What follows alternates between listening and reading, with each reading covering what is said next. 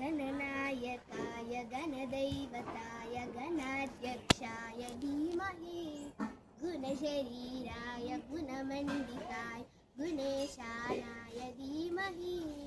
गुणातीताय गुणाधीशाय गुणप्रविष्टाय धीमहि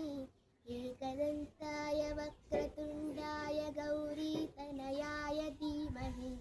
गजेशानाय बालचन्द्राय श्रीगणेशाय धीमहि गानचतुराय गानप्राणाय गानान्तरात्मने गानोचुकाय गानमद्दाय गानोचुकमनसे गुरुपूजिताय गुरुदैवताय गुरुकुलत्वायने गुरुविक्रमाय कुलप्रवराय गुरवे गुणगुरवे गुरुदैत्यकलक्षेत्रे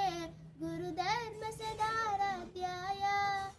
गुरुपुत्रपवित्रात्रे गुरुकादण्डकण्डकाय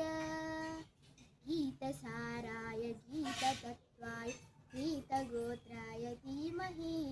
घोडगल्पाय गन्धमत्ताय गोजप्रदाय धीमहि गुणातीताय गुणाधीशाय गुणप्रविष्टाय धीमहि एकदन्ताय वक्रतुण्डाय गौरीतनयाय धीमहि